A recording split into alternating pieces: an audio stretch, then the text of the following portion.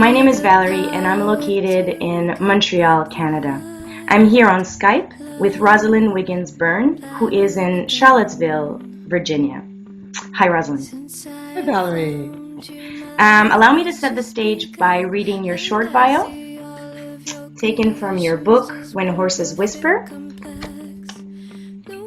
Rosalyn Byrne, PhD, explores the intersecting realms between emerging technologies, science, fiction, and myth, and between the human and non-human worlds. As a university professor, she writes and teaches about engineering and technology in society and the ethical implications of technological development, often using science fiction material in her classes.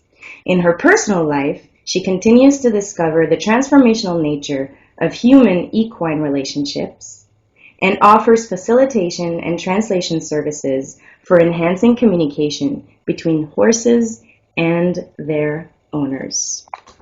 Rosalyn is the author of When Horses Whisper, published in 2013, and Waking Beauty, published last month. Rosalyn has the ability to speak to horses. In her books, she explains how this came about and how it works. She transcribes her conversations with mares, geldings, and stallions. I invite you to watch her TED Talk when she addresses how this first came to be. But I want to talk to you, Rosalyn, about what the horses have to say. Okay, well, thank you for that lovely introduction, Valerie. And I grimaced a little bit because we used the word owners in that introduction, and I'm not comfortable with that word anymore, but we don't have one to replace it yet, so maybe companions who are responsible. Now that I have a horse in my own life, I don't feel like I own her at all. Much like through the history of people, where we, for the most part, no longer do that to other people. I think that perhaps we're moving into a different kind of awareness, consciousness about who these creatures are, and our language will have to change as we change our relationships with them. At any rate, that was preface to answering your direct question about the state I think you have to be in to make this communication happen. Um, well, horses, because they're animals of prey, and you work with them, so their first concern is to determine whether or not you're a predator. And so they're always attuned to our intentions. And I think that we're really needy creatures, we human beings, right? So our intentions can be all over the place, from simply wanting to get a saddle on a horse so we can get on their back, to moving them from one place to another, changing their behavior, or even maybe more personal, wanting them to acknowledge us and see us, right? Give us attention. And so the first thing a horse is going to do is feel our energy field, and from a pretty far distance, and then begin to determine our intention in approaching them. So in order for me to open the flow of communication, I have to almost remove all intentions other than simply to be with the horse.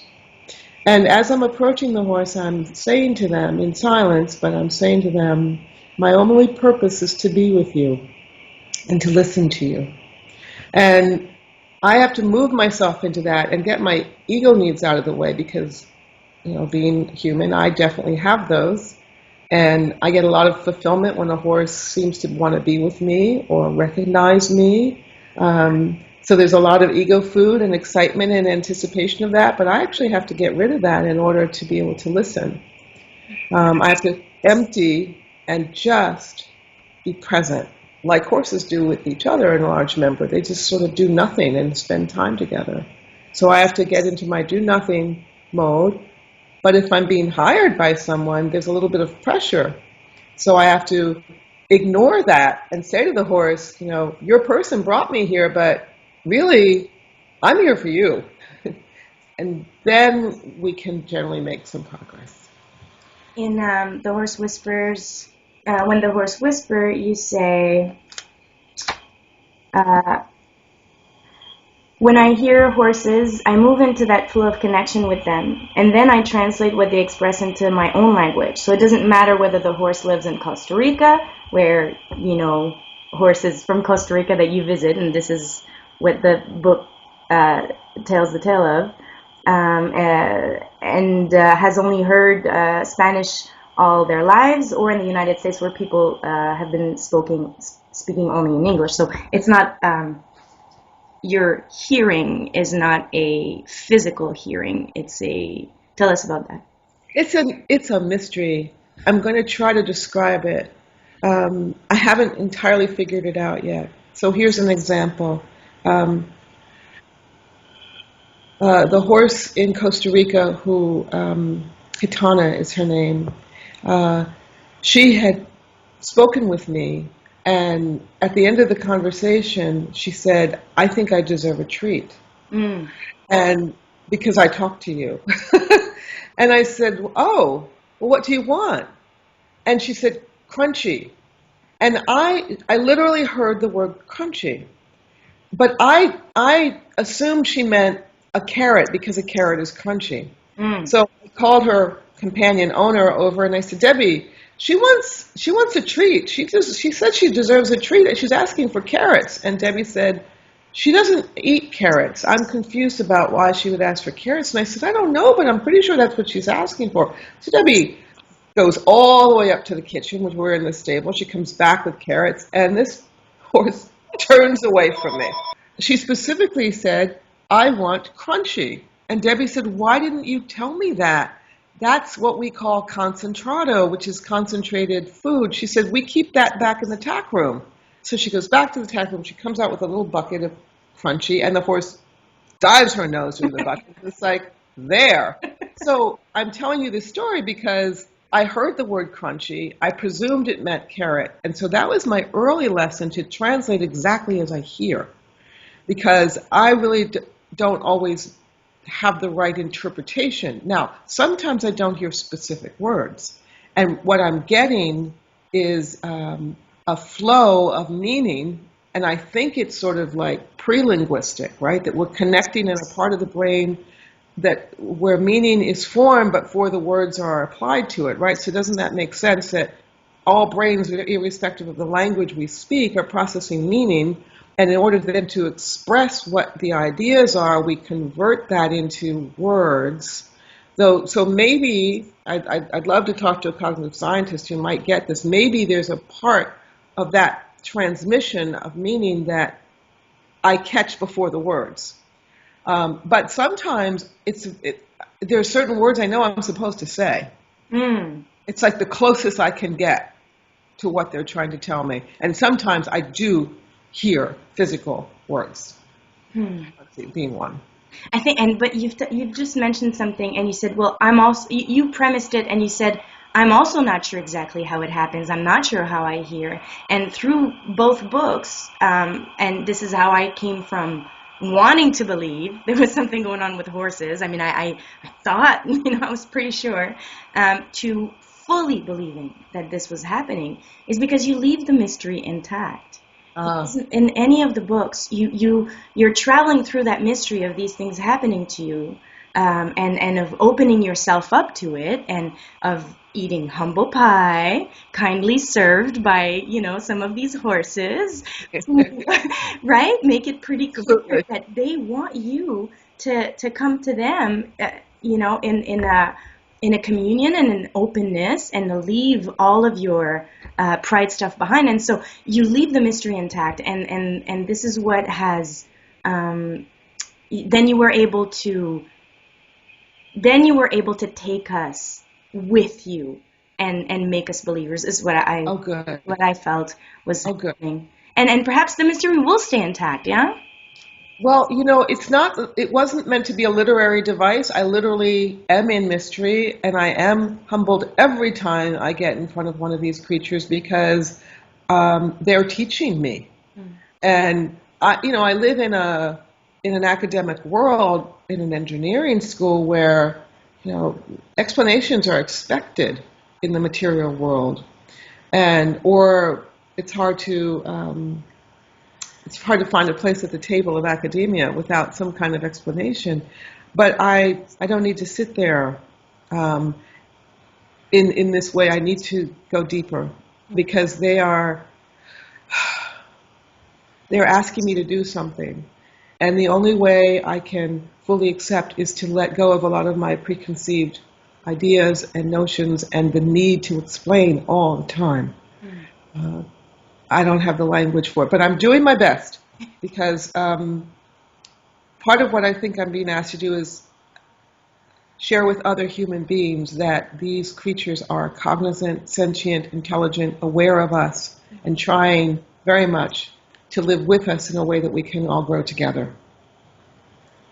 And you also make it clear, because you do transcribe what the horses say, you make it clear that they're also a bit like us in the sense that some of them are more down to earth, what are we eating today? And some of them are more philosophical, and some of them are more, relationship-based, immediate, they want to talk to you about their caregiver, they want to tell you how much love they have for them and how much. So you've met a lot of different individuals. I have. And when you speak of that they have a message for us, are you referring specifically to a few horses, like Beauty, for example? Oh. Yeah. Yes. Getting at? Yeah. Absolutely. Because I would say from all the clients I'm working with and the horses in Costa Rica and the horses I've just sort of encountered out in the world, they are as varied in interest and intelligence and in capacity for thinking, deep thinking, as we are as human beings. I mean, we have the athletes in the human family, right? And they're working hard to keep their bodies fit and compete and to excel out there. And there are horses that they want to do well in dressage. They want to come back with the award because they know what it means. Have you spoken to dressage horses that actually? Yeah, you have. And yeah. That was And they're like, I'm the best. or they're like, she wants me to do this stuff, so I'm doing it, but I don't care about it, right? So I've spoken with dressage horses who take it very seriously, and there's a lot of pride in them. I've spoken with hunt horses who talk about being in the first flight and not wanting to be held back in the second or third because they're competing with the other horses, right? So that's where they are. That's what their priorities are. They want to make sure that their people sort of get what's happening. Or horses who in hunt will have bucked. And the people are like, what's going on? And it's like, well, this is about the relationship, the competition with other horses in that particular flight. Or something, in one case, they were trying to protect the person, right? So so there's that level of practicality. Here's who I am in the world. Here's what I need. Here's what I need you to get about me. There's some that are unhappy, like one in Costa Rica. I want to be a cowboy horse, right? And it turns out they thought, really, him? like actual kettle work, like work. Well, it turns out that they have these barrel racing competitions. And it's what the cowboys use to practice and play. And that's what he was referring to. He's now one of their top barrel racers, right? So they go around these barrels in the stadium, and it's a big cultural thing there. And that's what he was asking for. And the people didn't know that he had the ability. They didn't see him that way. Now, so you've got those kinds of very practical, just like people, you know. I have students, and all they want to talk about is, am I getting an A? Mm-hmm. Why did you give me an 89 on this paper? Right? Horses, the same. Then I have the very unusual student who has deep, profound insight, and they want to talk about the material and the meaning of it and the philosophy. Same with some horses. There are a few. Maybe like people, we would say we have some enlightened beings among us, right, who have a different kind of consciousness, who perceive reality a little bit differently because of that consciousness. The same with horses. I have met probably, I would say, 2 mares in particular who I would categorize in that way. They are wise beings. Beauty is one of them? Beauty is one of them. The waking beauty, yeah. Wise beings. And not just because they're lead mares and they're responsible, but because I've met other lead mares, and they're sort of like the tough manager type, right, who I've met. But Beauty talks about the state of humanity, and that's a very unusual horse. Just like it's a very unusual person whose perceptions are so wide. Beauty has come to me in dream states. She is not. She moves beyond the limits of the bodily sensing experience into another realm, which is more mystical. But that's an unusual horse, like it's an unusual person. Do you mind if I read a quick passage Please. from Beauty speaking? The challenge is also for readers who are horse lovers to read this without crying. This is my challenge to you all. It's a revelation, and I would be very curious to see, I don't know if you know the website Secrets. It's a website where anonymously you can post your secrets. I would be, yeah, it's quite shocking and beautiful and just, people have all kinds of secrets, but I would be very curious to have something like that for horse people and horse lovers, to tell us, those moments where they felt truly that they heard their horse, because horses had something to say. They understood in that moment, even though there might have not have been a straightforward conversation. But here's Beauty's message. This is at the end of your first book about horses, When the Horses Whisper. And she says, "This is a message to humans from Beauty, speaking on behalf of all horses." This is the interesting part, yeah? She says, speaking on behalf of all horses. "We are horses, as you call us. Now do you want to know who we really are? We've been waiting for you to ask. Please listen with your heart and with your solar plexus. If you try to understand solely with your intellect, you will not understand." And then it goes on, and I invite everybody to listen. But this was clearly, she understood that you could deliver the message to other human beings. And at one point she tells you to write. How could there be a concept for her or an idea for her that you could write to other Oh, Does that make sense? I told her. Probably the second or third time I went to visit this particular herd in Costa Rica, I said to Beauty, one of the reasons I've come back is because I put my words down on paper in a way that other human beings can read it. You explained what writing was.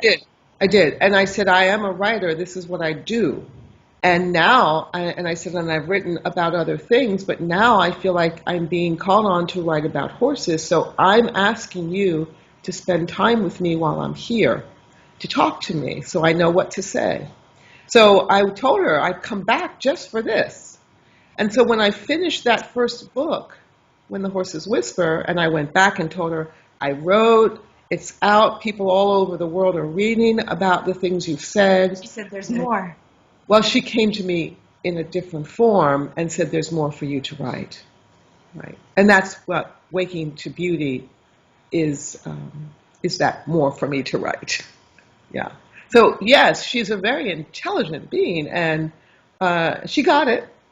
She totally got it. Yeah.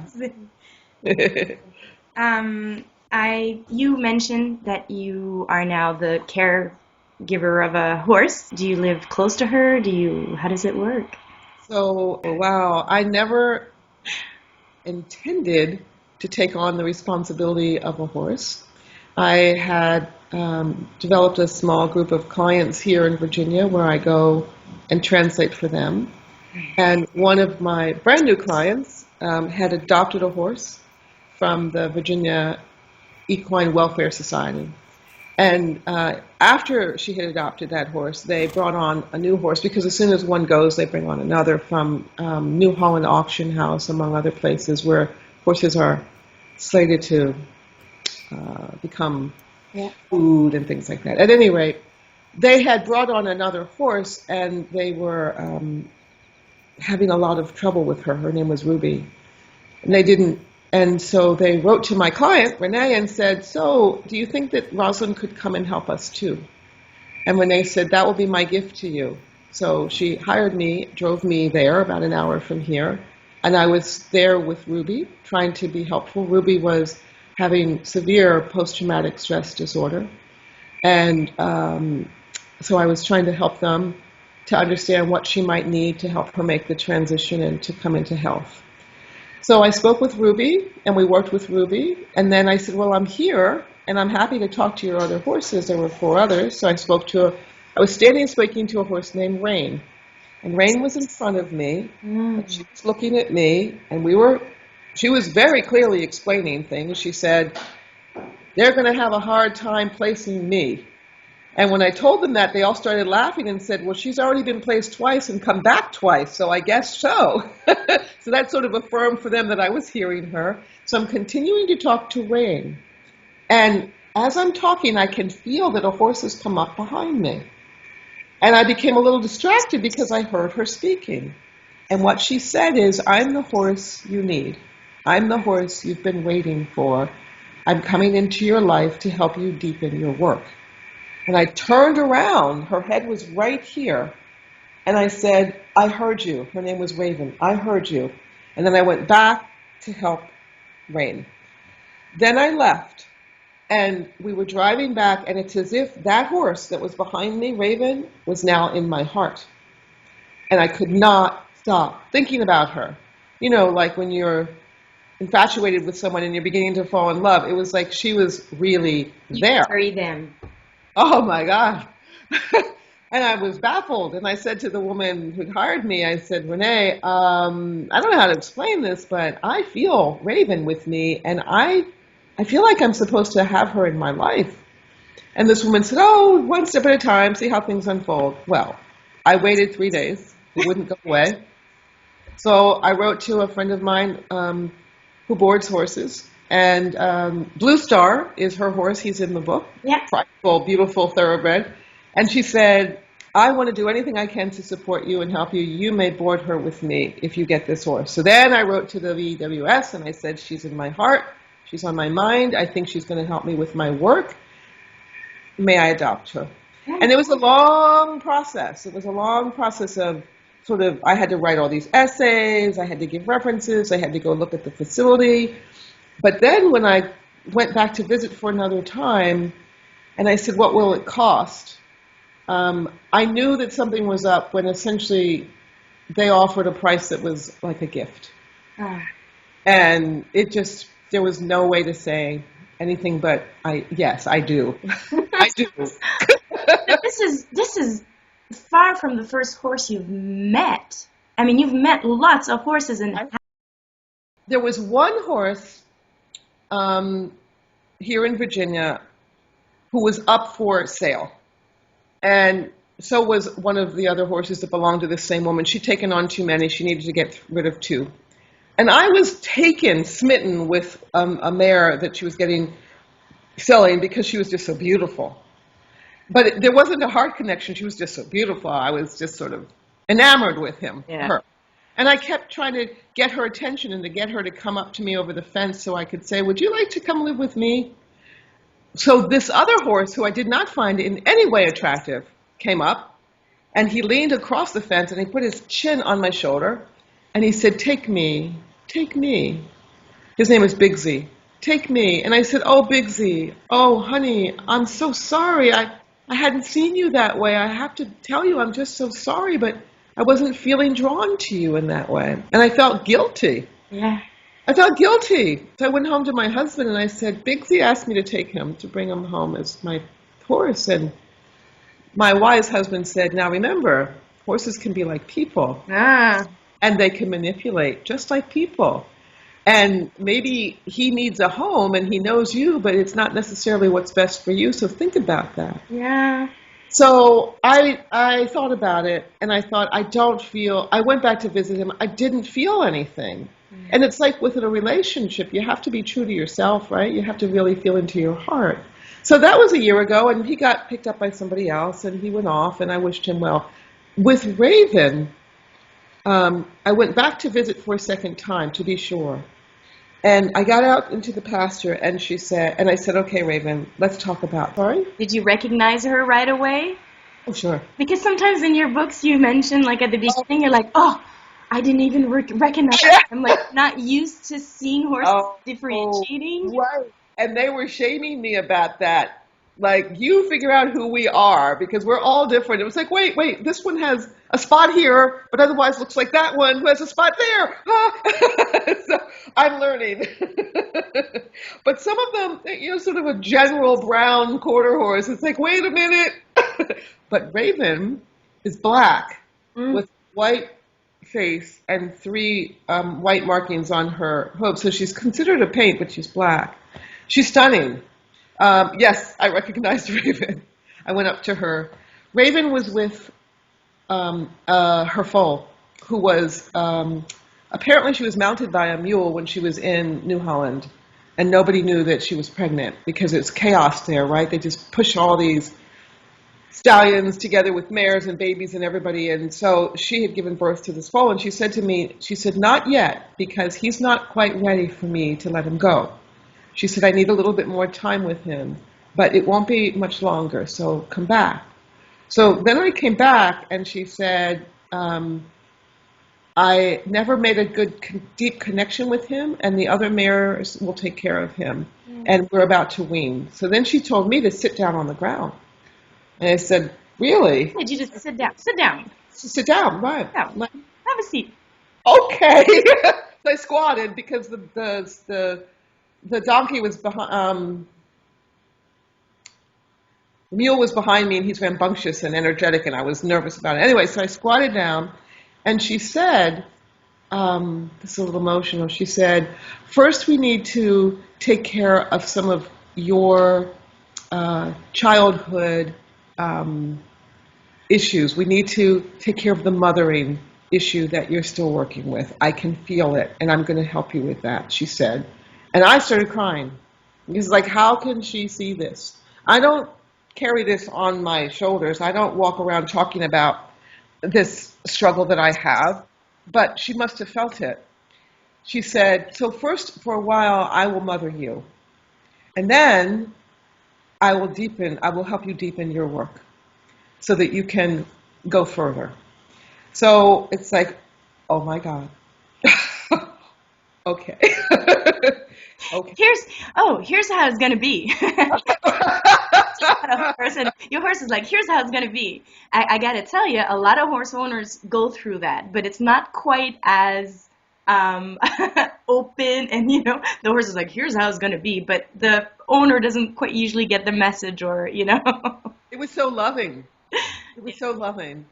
When it was time to go get her, the people at the rescue facility said, we're separating her from her foal, so it's going to be very important that you get her on the trailer and drive away immediately. And then they told me the foal is going to scream, and then she'll hear him, and then she's going to scream, and so you have to keep going. And I thought, I can't do this.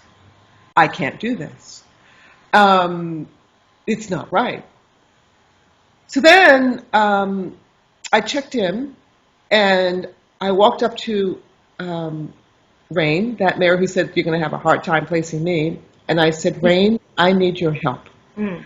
And I told her everything. I said, as you know, I'm here to get Raven. And it means separating her from Mohawk. And I can't do this without you. I need to ask you to help and to comfort him and be with him and to let them know what's going on. Well, long story short, she did. It was quite miraculous to watch. Raven went up to her son and said goodbye. Then she went up all to the humans who had volunteered, each one individually, and touched them, said goodbye, went up and communicated with this mare, Rain, and then turned to me and said, let's go. And I'm getting chills, and I took the lead, and we walked straight out of that field and walked right up onto that trailer and drove away. And they told me that foal was very calm, and that ever since then, the other mare he's been sucking on her teats, although she's not lactating, she's been comforting him. And it was a really critical lesson for me, and here's why, and this is very personal, but I have been extremely attached to my son, who's 26, emotionally, because he has a brain disease, a brain disorder. And I have not been able to let him go. It's manhood in the world because I'm afraid for him. Raven showed me how to walk away. Not to leave the love, but to walk away. And that was her first lesson. And it's very important for me to learn how to trust that he's going to find his way in the world, as she is doing with her foal. So the journey begins. Whew, thank you for that. This is The journey begins. Sorry, I just need a moment. Sorry. Let me say that she's still being boarded, but I miss her so. I only see her once a week, twice a week, because it's 45 minutes away. So my husband and I have put our house on the market. We are now out looking for a property where she can come and be with us. But of course, I won't have just one horse because it's not fair. They're herd animals. So her pasture mate, I hope, will come along. And I don't know when or where or how, but it's really important to me that we are living in the same property, and then we can do this work she said she's going to help me to do, which is to allow other people to come and spend time with us to learn more about how to go deeper with these beings. Wow. Thank you for that sharing this piece of. I was thinking about what was coming up was that my mare was separated from her foals very often, and it's something we do that is part of the practice of domesticated horses, and I hope that we can reconsider our premises. I'm actually reading a book right now, HORSE, Horses of Responsibility, Sustainability, and Ethics. I just started reading it. I stayed up way too late last night. I couldn't put it down. But it's based on, watching horses in the wild and then thinking about how do we responsibly, ethically, sustainably take care of them and the land they're on when they're domesticated. Yeah. This whole bit about separation, I can't help but think back to when we did this with slavery, right? And we took very young people from their mothers, and it's just brutal. It's brutal for humans, it's brutal for animals. Animals bond just the way that we do. And they love their young just like we love our young. So there's got to be a more ethical way to approach this. And I don't know what that is yet, but it's probably something I'm going to have to write about. I'm trained as an ethicist. This is there you go. Life, my intellectual life, and now it's so. And some of the horses in your books have spoken of this. You spend a decade with us, and then you change your lifestyle because it doesn't fit your identity anymore, and so you move away. You sell us to 3 different people, and this isn't right. It's not right. It's understandable. Yeah. They have been a means to our entertainment, right? To our pleasure. It feels like part of my responsibility now that I'm learning from these beings is to share my own experiences, and then other people can choose for themselves what feels like the ethical way for them. I won't dictate we call that normative ethics, do this, do that. But I will say with some strength and conviction that we really need to soul search. We really need to soul search. Well, this is Beauty's invitation as well, I believe, right? Absolutely. This is Beauty's invitation in the second book very clearly. Absolutely. And it's really not simply about doing the right thing for horses. Mm-hmm. It is very much about our own growth as human beings, as spiritual beings, as conscious beings, living on a planet with many other beings. And what she's teaching will help us as a species if we can get it. Because we are not living sustainably with this belief system that we're the dominant, most important, central species on the planet. It's not working. So her teachings could be very helpful to us. Now, I have to say, I still take stink bugs outside at best. Sometimes I actually kill them because they're infiltrating our home. But they're doing that in part because things are out of balance, right? And so we're beginning to live with the results of our choices about disregarding our connection to other living beings. If we can figure this out in enough time, I think we have a better chance of managing to continue to thrive as a species.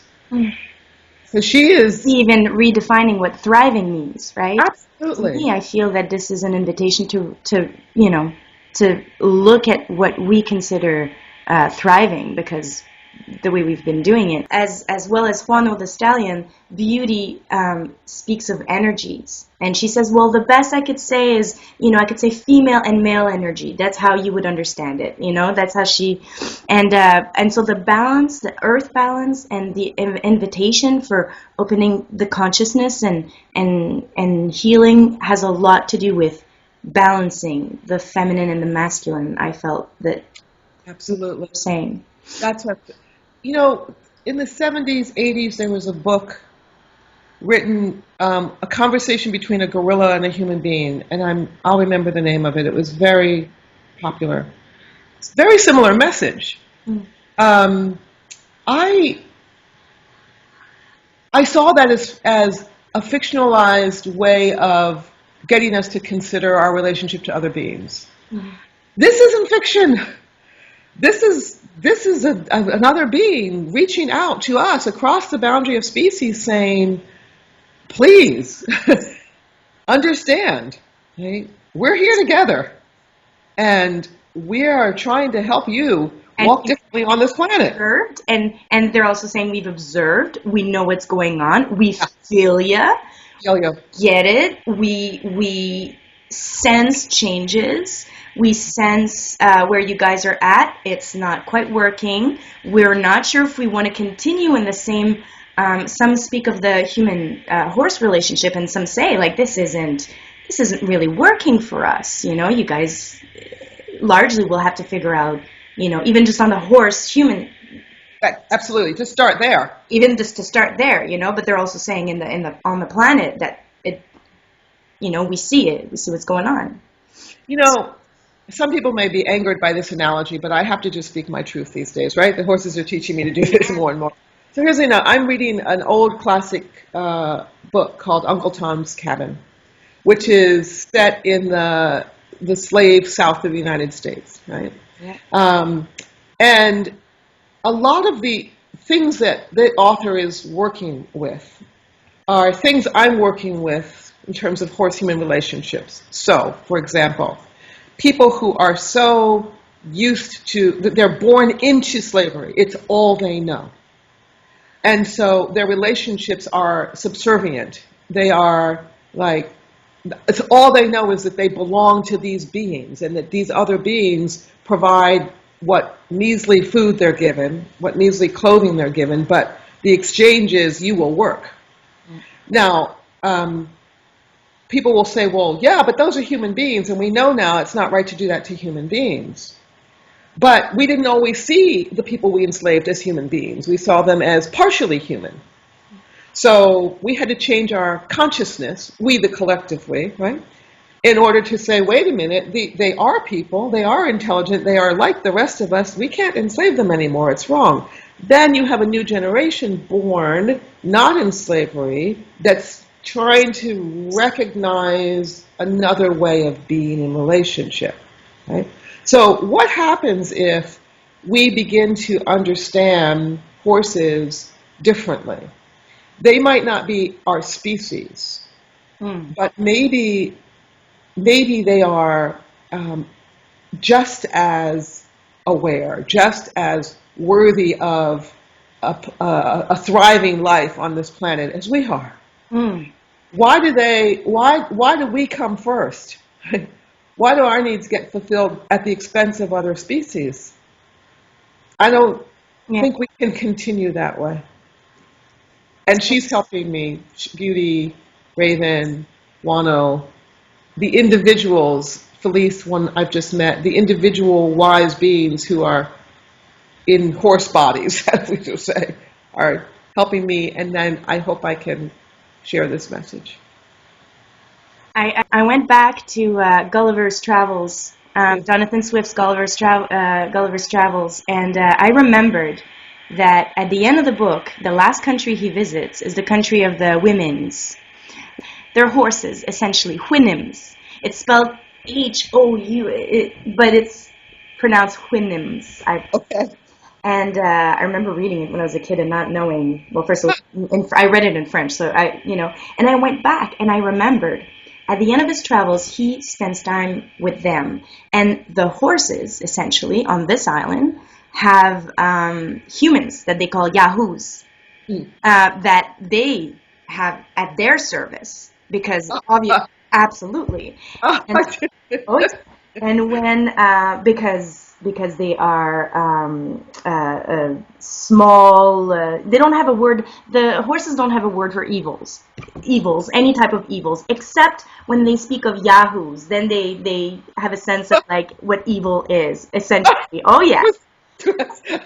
When Gulliver comes back home to England, he cannot even stand the smell of humans because he has. Oh yeah, get this.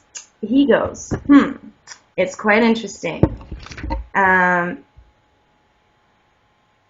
This is when he's back home. My horses, at this point, he's purchased 2 horses.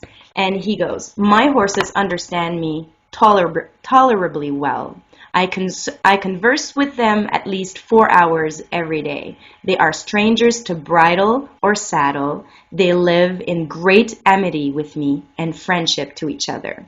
And he talks about not being able to stand the company of humans, even their smell. When he's back in the island with the horses, he goes, I write for the noblest end, to inform and instruct mankind, over whom I may, without breach of modesty, pretend of some superiority, from the advantages I received by conversing so long among the most accomplished horses. He goes, I've learned to leave behind the detestable qualities of humans when they lie, when they pretend, when they shuffle. Essentially, he's speaking of exiting that world of pretense and lying. And yeah, Well, this is not the version. oh my goodness, I did not read the book as a child. I know of it. I did not read it. I'm so glad you're drawing my attention to it. I think that there are horses who are jerks, right? Partly because of their condition. Look what we do. I mean, partly because of what we've done to them, partly because it's their personality. They have genetics like we do. Their genes express in different ways like ours do. But I've been around horses and I say, that's an unpleasant horse to be with, personality-wise. But much of the time it's because, well, they have their own needs, right? They compete for resources and etc. But they do not lie. They never lie. And so you can be a jerk, right? But to be a truth-sayer and a jerk is different than one who's manipulating through deception. And so in order to survive as animals of prey, horses have to always be in their authentic self. They express authentically. We know when a horse is sad if we pay attention, unless we've broken them down and they've gone inside, which human beings do too, and I've seen horses do that too, so that it's hard to reach them. But they never deceive. We have mastered that art, that craft, as it were, as a species. And to be in a workshop, I've volunteered inside of Epona workshops where the whole goal is to allow the horse to take you to your authentic self. Because we don't even sometimes know when we're in deception. And because we're so much trying to survive the human world where there's a lot of manipulation, sometimes we don't even know our own truth. But the horses can help us remember that and ease us back into a place of authentic self-awareness and truthfulness. That is one of the greatest gifts that they have to offer to us if we allow them to. You show up with a horse and you say one thing and mean another, they'll let you know about it. I was on a horse trying to get across a river, And it was a steep embankment. And everybody else had gone down the embankment and across. And it's my turn. I'm wanting to go, and I'm trying to get the horse, and I'm gently kicking, not, just come on, go, go, go. And Debbie, the woman who owns this community, this eco village in Costa Rica, she comes riding up and she goes, "What's going on?" I said, "He won't go." And she goes, "What do you mean he won't go?" And I says, "Look, I'm trying to get him to go." And she said, "Is it possible that you're telling him one thing with your actions and entirely another thing with what's really inside of you and your thoughts?" It's like, "What do you mean?" She goes, "Well, how do you really feel?" I said, "I really feel scared to go down this darn embankment because it's rocky and slippery and I think I'm going to fall off. That's how I really feel." And she goes, "And he knows it?" So he's not moving. It's like, oh. There you go. They're going to go to the core. Yeah, I had this similar experience where I was on a horse bareback, so completely bareback, and she started to trot. That was okay. Then she started to, gallop, and these were the first times I was doing it, and my mind was like, "Oh no, well, we can't do this." But my body was, the motion of it and it made sense. Like it just, I was very excited and I wanted to move forward. So she kept going and I fell off. But she stopped right there, and it was quite a nice slow motion fall. Like it was really, but she wasn't going, despite, I was giving her all kinds of messages with my reins, but I wanted to go for sure. Aww. Yes. Oh. I'm struggling right now about the riding bit. I'm not going to judge anybody for riding. I think some horses really enjoy it. But I haven't figured out that that's what I'm supposed to or going to do with Raven in our relationship. I don't have a saddle. I don't have a bridle. She has no shoes on. I'll never put them on her. She doesn't need... No, I think we're going to go for walks. Yeah. Now, right now we're negotiating how much of those walks mean stopping to eat. Because the grass turns out to be greener on the other side. That's apparently what she's letting me know. Over there's better grass. But I think besides these workshops I want to do with people, she's just going to be, we're just going to live together and see how it goes. And if she tells me, "Get on, let's go for a ride," Oh, yeah. I'll do it. But I want it to be about the relationship first. Yeah. Yeah, just building our ground relationship first, and then we'll see. So Absolutely. So when I was a kid, when I was a teenager, periodically people knew I loved horses. So periodically they would take me riding, for those hour-long rides. And I always felt confused and sad. Always came back confused and sad and had to lie about it because, people were happy that they could, bring me to... I felt like getting on a horse's back without feeling like I had permission was... Let's just say I felt it was completely wrong. yeah. Completely wrong. I've been on, you go to a resort or hotel somewhere, or I was in California and there are trail rides, and I thought, oh, I want to go on a trail ride. But I won't do it anymore because the last 2 times I've been on it, the horses were so completely checked out I couldn't even reach them at all. That's it. Yeah, just checked out. Do you feel that you need to lobby in order to help change some of the practices? You mean in terms of political lobby, legislative changes, that kind of thing? I don't know yet. This is just one day at a time for me. If it feels like I have the capacity and the resources and I'm willing, I haven't gotten to that point yet. I'm still learning. Waking to Beauty just came out. I feel like the close personal work with individuals is something that could be helpful. You're asking a question I had not yet considered. Okay, no problem. So really the only answer is I'm open. If it feels like I'm the right person, I would be willing. Well, from reading your books, you're probably somebody who, when it presents itself in a way that it can't be just ignored. Right. And then I'll be there. There you go. Because I've heard that perhaps one of the first things that needs to be done is to change horses' status from livestock to pets, and that this would change a lot of the practices, meat and so on. But I'm just throwing this out there. I want to know about it. And now I'd probably have to look into it further. Thank you, Valerie. Thank you, Valerie. As a bioethicist, it's probably a field I could explore. I had not even thought about before. That could be very fulfilling work to at least begin to investigate what the laws are. So we'll conclude with a poem you said that your husband had sent you. Well, yes, it showed up in his inbox, Poetry for a Day. The author is Jim Harrison. It's called Horses. And it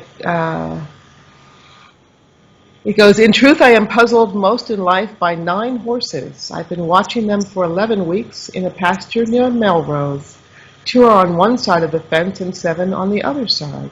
They stare at one another from the same places, hours and hours each day. This is another unanswerable question to haunt us with the ordinary. They have to be talking to one another in a language without a voice. Maybe they are speaking the wordless talk of lovers, sullen, melancholy, jubilant.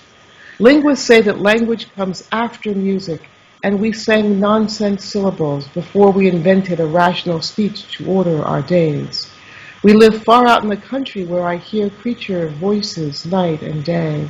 Like us, they are talking about their lives on this brief visit to Earth. In truth, each day is a universe in which we are tangled in the light of stars. Stop a moment. Think about these horses in their sweet-smelling silence. Rosalyn Wiggins-Berne, thank you so much. Thank you, Valerie.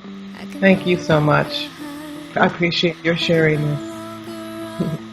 Thank you for your time. And once again, this is Rosalyn Wiggins-Berne with When the Horses Whisper and Waking to Beauty.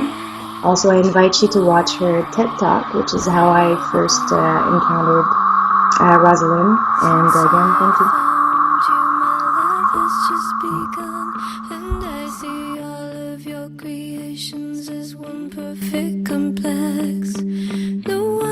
Beautiful or more special than the next.